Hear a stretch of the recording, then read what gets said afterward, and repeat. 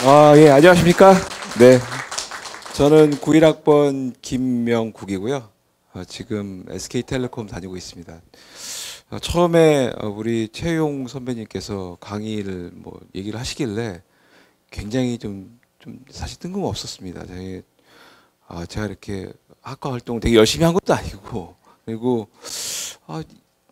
동문과 행사에 AI와 인문학 이런 얘기를 자꾸 하시길래 저도 잘 모르겠는데 이런 얘기를 갑자기 얘기를 하시라고 그래가지고 좀 고민을 하다가 저는 이제 대기업 올해 사업을 좀 총괄하고 있고 그러니까 후배들이 좀 많이 오시길 거라 생각하고 후배들한테, 그리고 또 저는 동문과 이제 인문학을 졸업하고 특이하게 ICT 회사에 있으니까 이제 그런 경험들을 후배들한테 좀 많이 좀 얘기를 해주라는 의미로 들어왔는데 입장하는 순간 망했다라고 생각했습니다.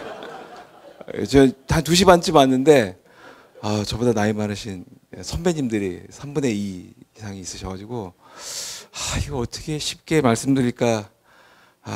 그냥 요즘 어떤 시대가 올 건지 이런 사례 중심으로 좀 설명드리겠다고 최대한 쉽게 한번 설명드리겠습니다. 저는 요거 조금 쪽팔립니다. 네, 제가 뽀샵을 과하게 그런 한 거 아니고요.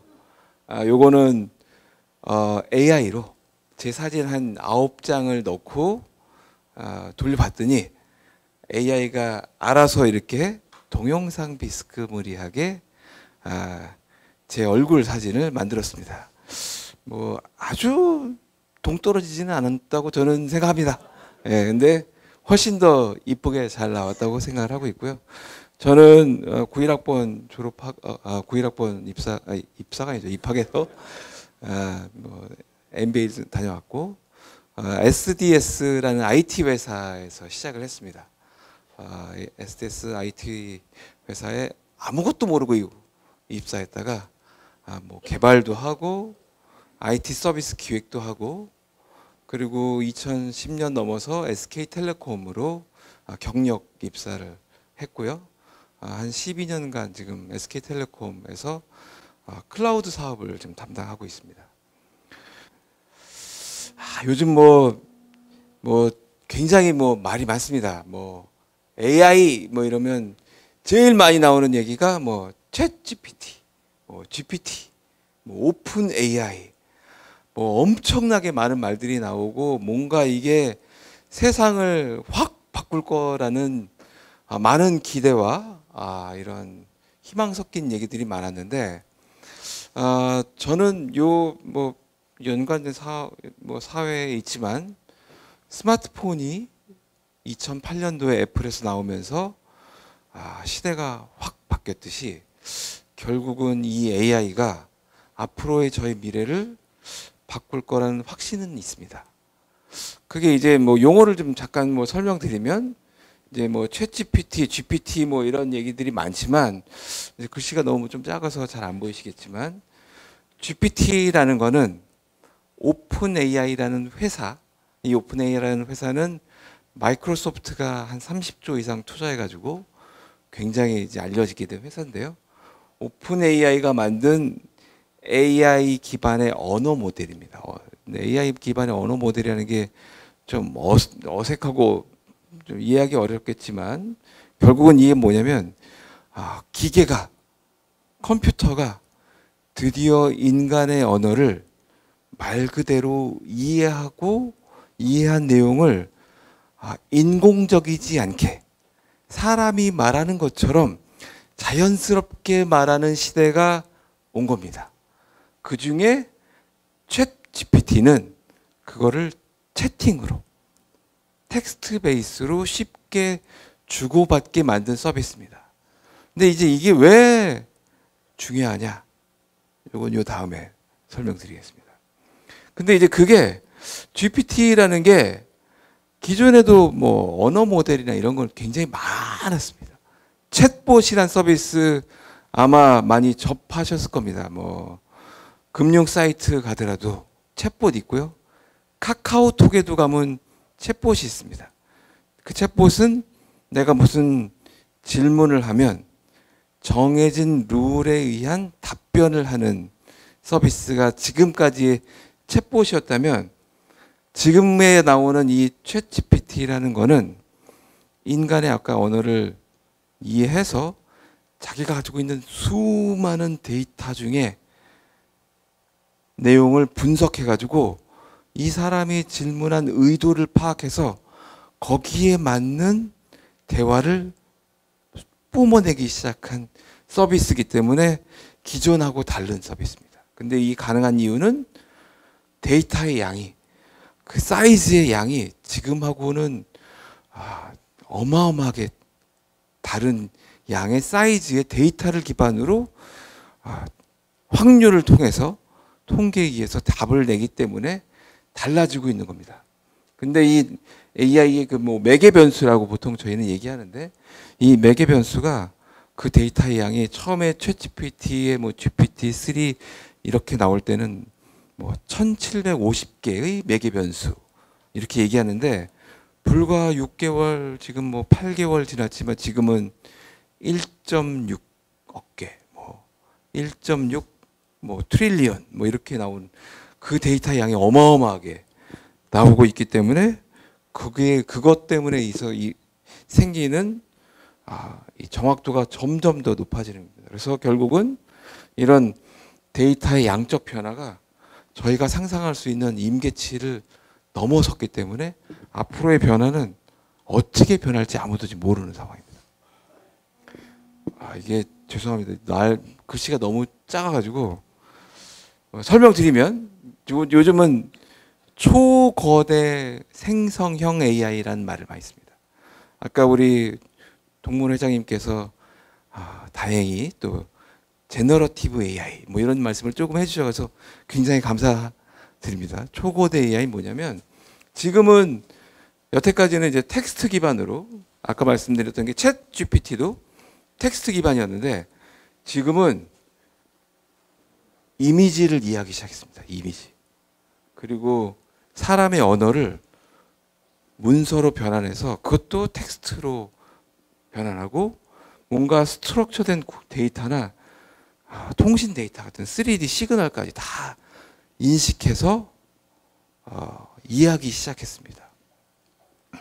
근데 요거를 사전 학습된 모델을 보통 이제 파운데이션 모델이라고 보통 얘기하는데요. 요즘 뭐 라지 랭귀지 모델, 뭐 LLM 뭐 이런 것들이 이런 수많은 텍스트 데이터나 이미지 데이터를 사전 학습시켜서 파운데이션이라는 모델을 만드는데, 여기서 각 필요한 영역별로 파인 튜닝이란 절차를 거칩니다.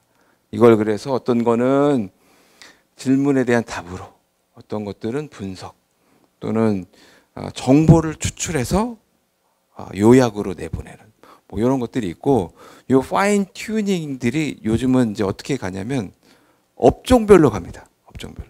그러면 금융에 특화된, 통신에 특화된, 제조에 특화된. 왜냐하면 여기 있는 수많은 데이터, 이 데이터를 사전 학습된 모델들은 굉장히 그냥 제너럴한 내용인데, 그 업종에 필요한 내용들하고 결부가 되려면 그 업종에 있는 특수한 데이터들하고도 결합돼야 되거든요. 그래서 요즘 많이 나오고 있는 사례들은 뭐 예를 들면 금융에 특화된 사례들은 금융의 약관, 보험 약관 이런 것들을 사전 학습된 것과 결합해서 튜닝해가지고 거기에 맞는 답을 이제 내보내기 시작합니다. 요걸 이제 사례 중심으로 좀 설명드리면 좀 이해하기 쉬울 건데, 여기 계신 분들 중에 메타버스나 뭐 게임을 뭐 하시는 분들 많지 않으실 것 같아요. 저도 안 해요. 저도 안 하는데, 게임의 데이터들을 막 분석을 하면, 그 게임은 제가 유저로서 데이터, 뭐 게임하다 보면 수많은 데이터들이 나올 거잖아요.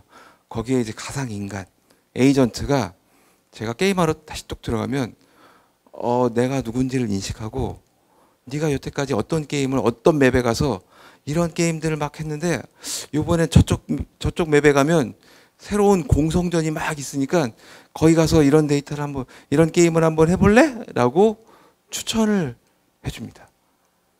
그리고 거기에 네가 내 지금 같은 상황이면 이런 아이템을 구매하면 훨씬 더 네가 게임에서 이길 수 있는 확률이 높아지는데 라고 이제 막 이제 꼬시는, 대화로 꼬시는 역할들이 막 나올 거고요. 요 두 번째 게 조금 뭐 신박할 수 있습니다. 요즘 요게 실제 기획되고 있는 사례인데, 저희 회사는 고객님들께 문자를 보냅니다. 문자를 어떻게 보내냐면 SK텔레콤 고객님, 이번에 새로 나온 아이폰 15가 이런 기능을 갖고 있고 기존에 요금제를 어떤 걸 쓰셨기 때문에 이번에 이런 걸 바꿔보시면 훨씬 더 효과적일 것 같습니다. 이런 문자 많이 보내는데요. 이거를 제가 이제 영업사원인데, 저는 이제 우리 고객 데이터 리스트를 알고 있겠죠. 제가 보낼 100명의 고객 리스트에 몇몇 키워드를 가지고 문자를 만들어 달라고 요청할 수 있습니다. 컴퓨터한테. 내 고객 100명한테 요번에 새로 나올 아이폰 15를 각각의 사람에 맞게끔 요금제와 이 사람들한테 제시할 수 있는 혜택을 섞어서 문자로 발송해줘. 이거는 지금 제가 얘기하는 건 그냥 예를 들면 제가 비서가 있으면 비서한테 요청하듯이 나의 요구사항을 말로 표현해서 요청하는 거거든요. 근데 그게 이제 가능해집니다. 예전 같으면 시스템에 막 이렇게 키워드 입력하고 시스템을 이용할 줄 알아야, 예를 들면 그런 문자 발송 시스템을 이해할 줄 알아야 이런 문자 발송을, 고객에 필요한 문자를 알아서 보낼 수 있게끔 했는데, 지금은 조금 전에 말씀드린 것처럼 내가 평소에 하는 언어 그대로 나의 요구사항을 컴퓨터에 지시하면 컴퓨터가 그걸 이해해서 이 사람의 요구사항을 액션으로 수행을 하는 겁니다. 그래서 틀에 박힌 단체 문자가 아니고 이 사람에 맞는 문자. 예를 들면 내가 가지고 있는 100명한테 생일 축하 문자를 보내줘. 근데 이 사람이 남성이면 남성에 맞게, 나이가 50대면 50대에 맞게, 그리고 이 사람이 기존에 갤럭시를 쓰고 있었으면 아이폰을 한번 사라고 한번 꼬시는 문자를 한번 보내줘. 이렇게 보내면 알아서 문자가 나옵니다. 곧 나올 서비스입니다.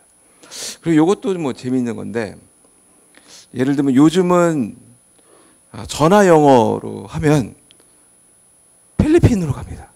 필리핀이 싸니까.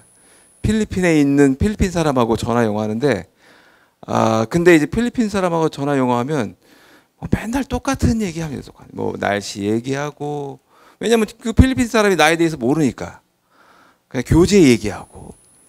어떤 게 가능하냐면 전화 도고 서비스 사실 만들 수 있습니다. 컴퓨터로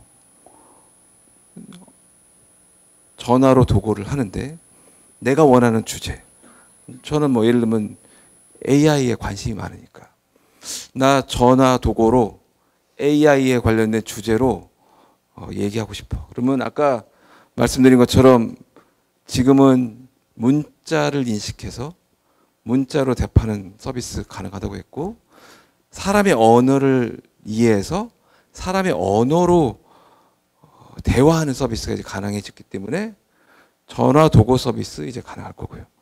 근데 그때 내가 과거에 어떻게 얘기했는지 그 질문 내용 가지고 거기에 맞는 답을 줄 수 있겠죠. 그리고 요것도 재미있는 서비스인데, 그림을 말로 표현할 수 있습니다. 예를 들면 아까 우리 선배님께서 얘기해 주셨는데, 우리 임철순 선배님의 뭐 서풍으로 예를 들면 광개토대왕비 써줘 그러면 써줄 수 있을 겁니다. 왜냐하면 이미지를 학습해서 교수 선배님의 서풍을 새로운 데이터로 입력해가지고 새로운 데이터 그림으로 표현하는 건 이건 쉬울 수 있거든요. 그리고 요것도 이제 곧 나올 서비스인데 마이크로소프트는 오피스 소프트웨어가 있잖아요. 이제 앞으로는 파워포인트 이거 한 땀 한 땀 안 씁니다.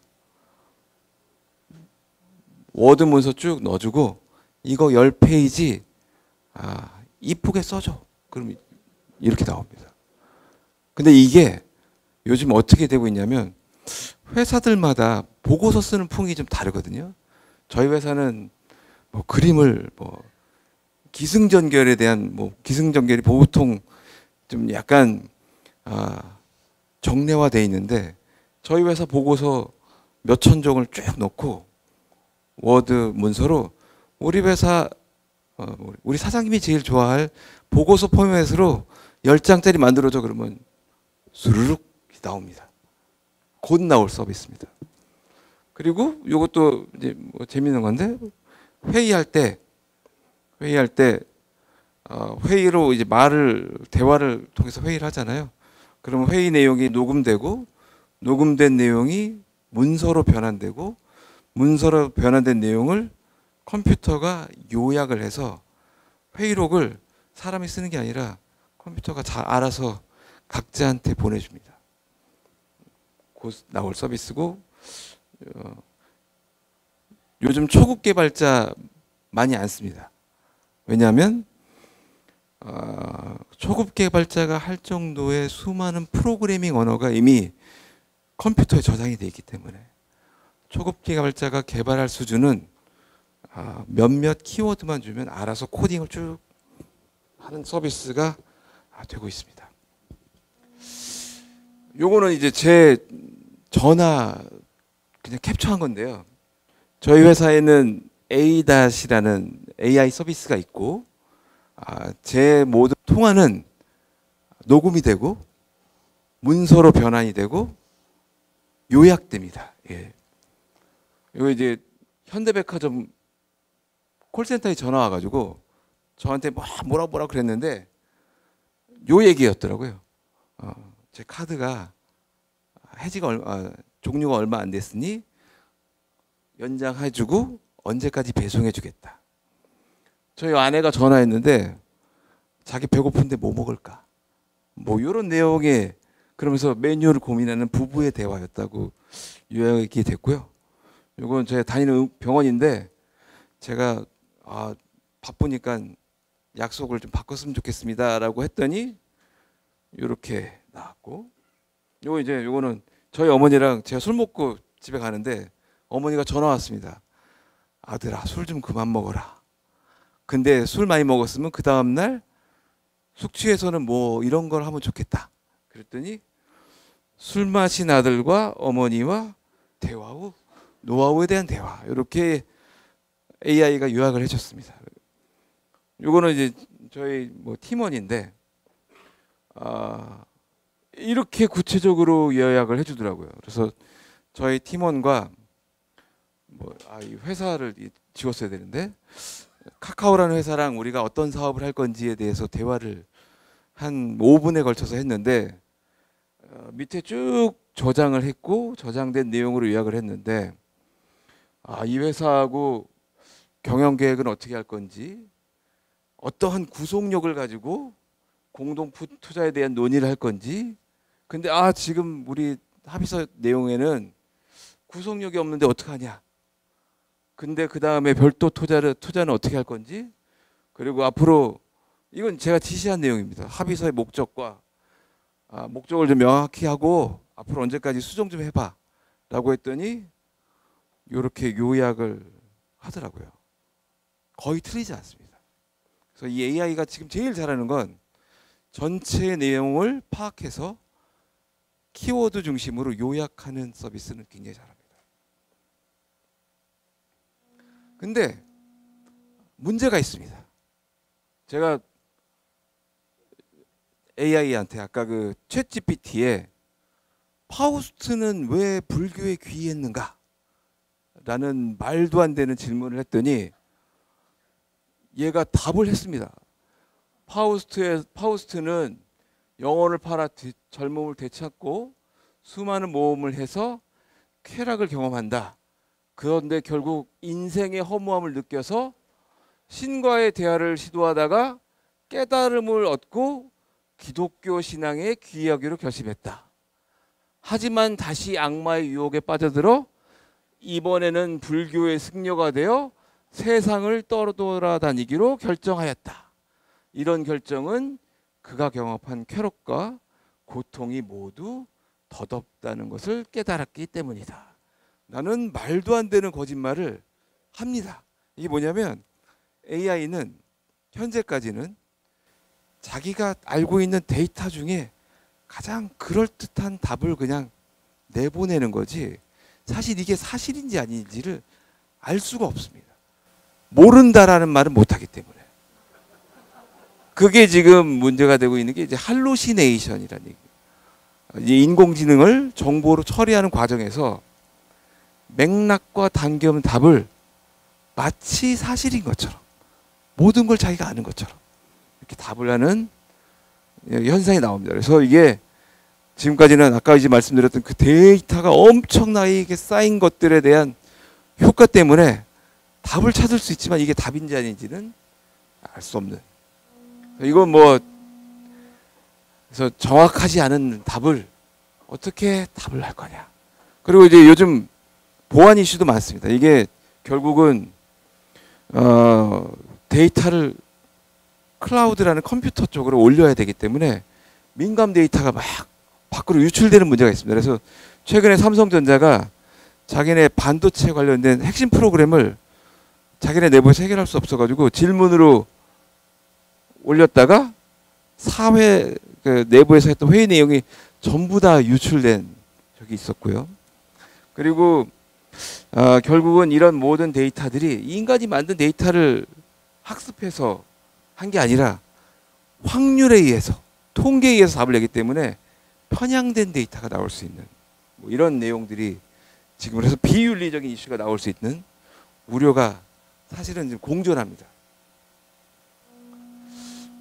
예, 근데 이제 저는 이제 이럼에도 불구하고 아까 말씀드린 것처럼 인간의 언어를 컴퓨터가 인간의 언어처럼 이해해서 표현을 하기 때문에 이것은 결국 새로운 유저 익스피리언스가 생기는 겁니다. 앞으로는 뭔가 타이핑을 할 필요도 없고 대단한 프로그램을 알 필요도 없습니다. 내가 알고 있는 것들을 잘만 질문하면 상황에 맞게 그리고 내가 지금 담당하고 있는 이 업종에 맞게끔 질문을 잘해서 답을 잘 내올 수 있는 과정에만 집중하면 새로운 서비스를 새로운 혁신을 만들어낼 수 있는 가능성이 굉장히 많아진 겁니다. 그게 아까 우리 교회장님 말씀해 주셨던 프롬프트 엔지니어링이 그런 부분들입니다. 근데 그런 부분들은 사실은 꼭 IT 기술을 많이 한 공대생 또는 컴공과 전공한 사람들 그런 사람들이 꼭 잘할 수 있을까? 저는 그렇게 생각하지 않습니다. 그것은 이제 저희 같은 인문학을 전공한 사회에 대한 관심이 많고 사람에 대한 관심이 많고 아까 질문을 많이 하라고 그러셨잖아요. 지금 사회 현상에 대한 관심이 많고 내가 지금 담당하고 있는 이 비즈니스에 대한 전문성을 가진 사람들이 더 잘할 수 있는 영역이고 공과생들은 제가 이제 얘기를 해보면 1 더하기 2는 3이지 왜 4, 9, 5예요? 굉장히 정해져 있는 프로세스에 의해서 답을 내는 데에는 굉장히 잘하지만 새로운 상상을 하고 새로운 지점을 연결해서 새로운 비즈니스를 만들어내는 창의력을 내보내는 부분은 확실히 떨어지기 때문에 저희 같은 인문학도한테 더 많은 기회가 있다고 저는 생각합니다. 그래서 저 물어봤습니다. 챗GPT한테. AI 시대에 인문학도 뭘 준비해야 되냐? 그랬더니